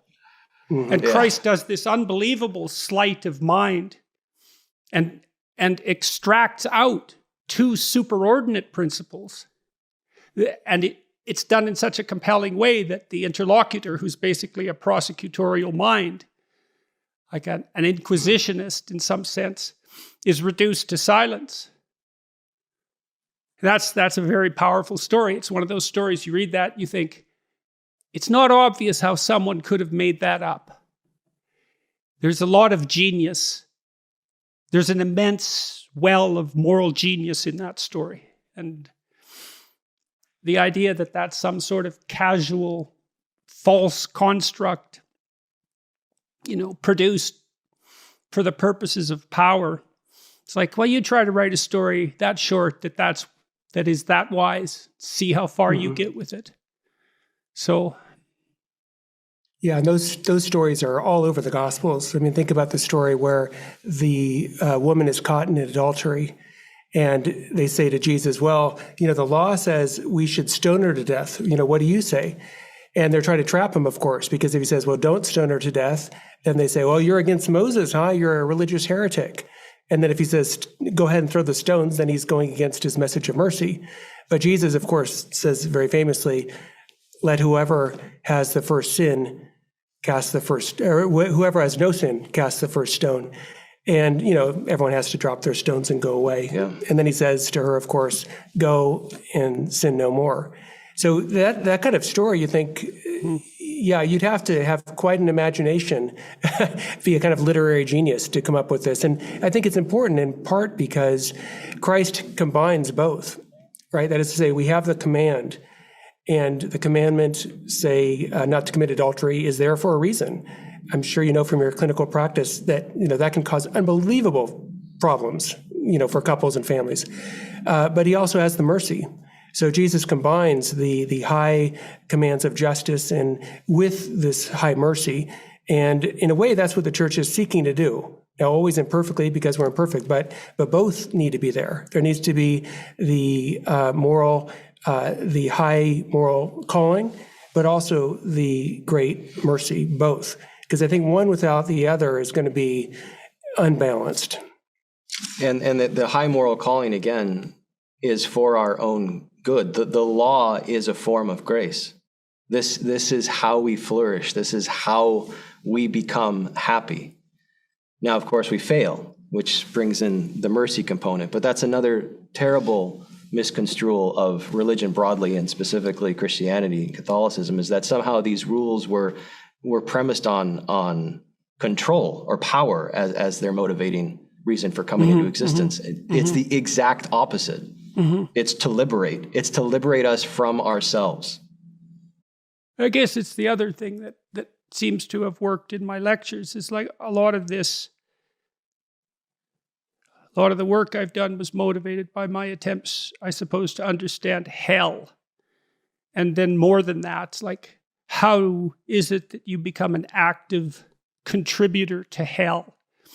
And you might say, well, hell isn't real.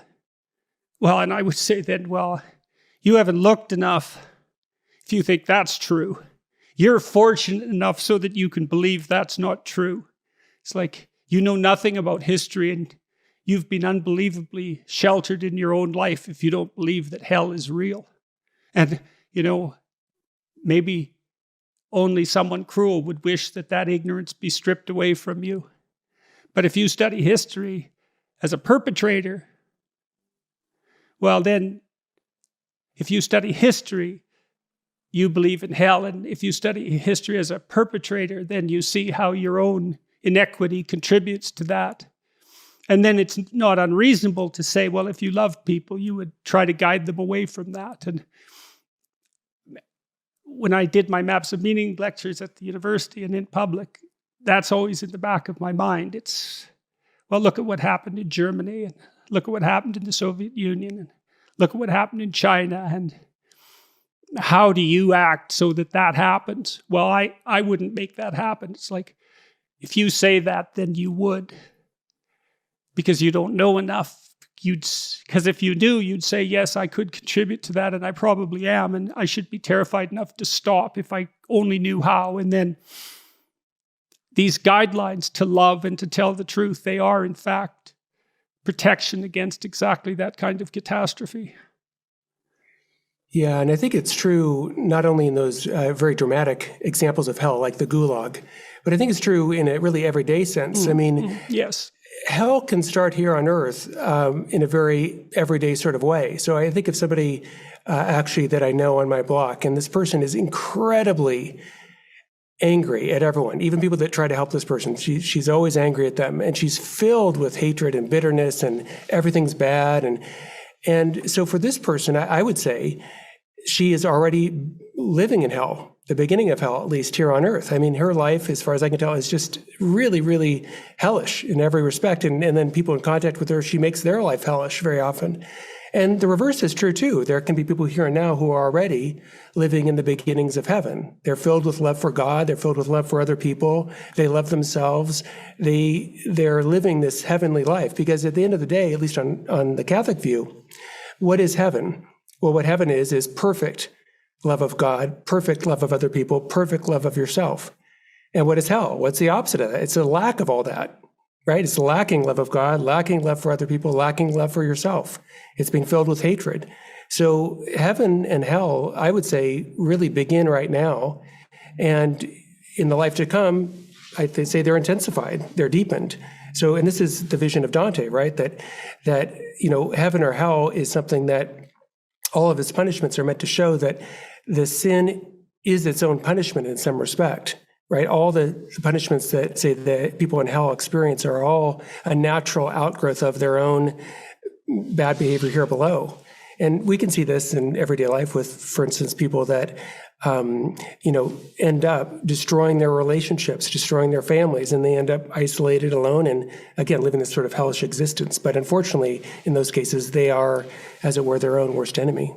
And I think that connects back to your insights into morality as well, and that it is remarkable, just in a cultural sense, that your work, which has rules in the title, 12 of them, right, 2 books, has garnered the audience. There's obviously a profound hunger cross-culturally cross-linguistically for what you are saying. And what you are saying is about the necessity of rules.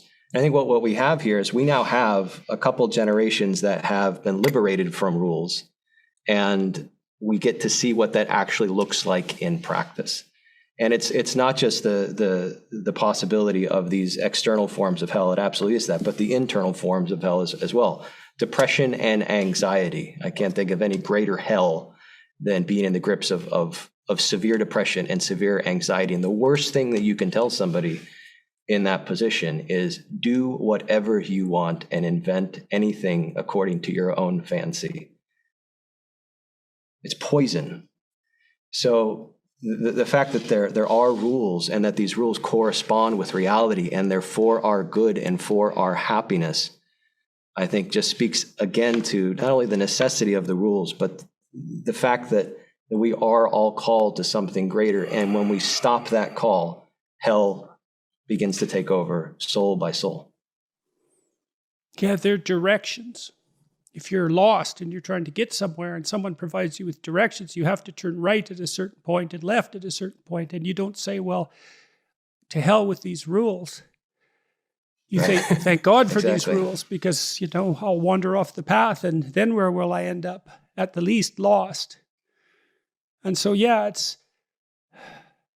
All right, so I want to close with one more question, if that's okay, unless you guys have something else you want to talk about. What are you doing right at Fire? What's working? At Word on Fire? Yeah. What's working? What's working? I think a lot of it, I would say, it sort of follows the contours of the conversation that we've had. The rules are there. The dogmatic clarity is there. The arguments are there. The propositions and the defense of those propositions is all there. So there's sort of we call apologetic foundation to it.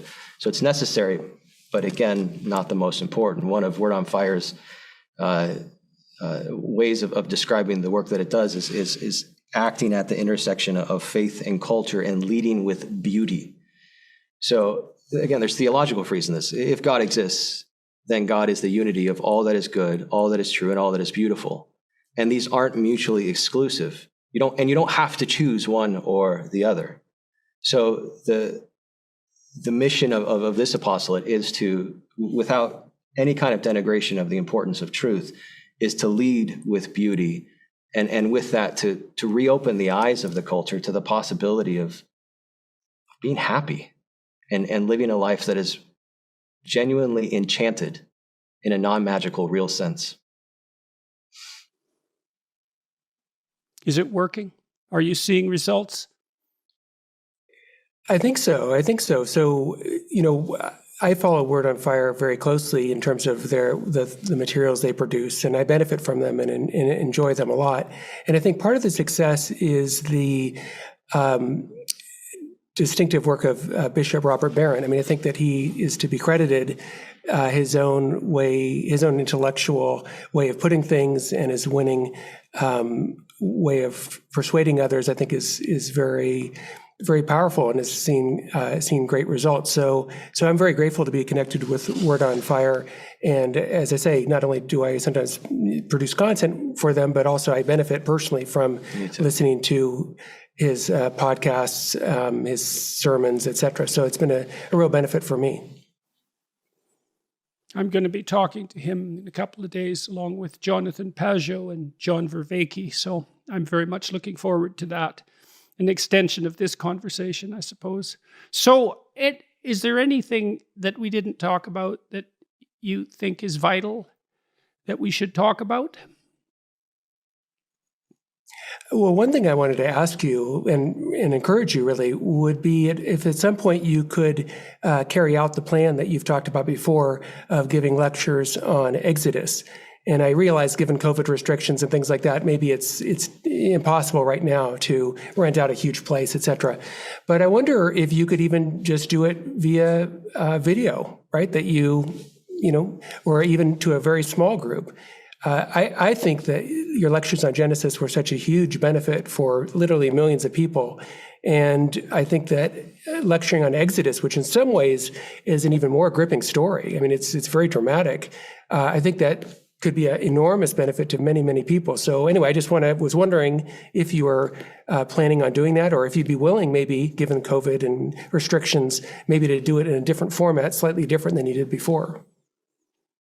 I'm trying to figure out how to do it. I've had a lot of health trouble, and it's got in the way in a big way. I'm trying to figure out how to do it and to figure out if I can do it. It's not obvious to me what I'm capable of doing and what I can't do. So, but it's definitely something I would love to do. I have the ideas. I develop them in the lectures, obviously, but I would love to do it. So, God willing and all that. I would just end with a statement, I suppose, and I'm sure you already know this, but there are many, many believers like ourselves who are praying for you and who are so grateful for the work that you are doing, whatever your personal beliefs are and however you work that out. We're so grateful for your voice on the international stage and the kinds of arguments that you're making and the kinds of appeals to becoming better, both individually and socially as communities. You are a light in the darkness for many people. And again, I'm saying that as a believer from within the Christian community, looking out at someone who's not claiming to be a Christian. But I just want you to know that we are praying for you and that we wish you all the best. It's very much appreciated. Very much appreciated. So I really hope that I can do these Exodus lectures. That would be something. So I'm working out a way to do it.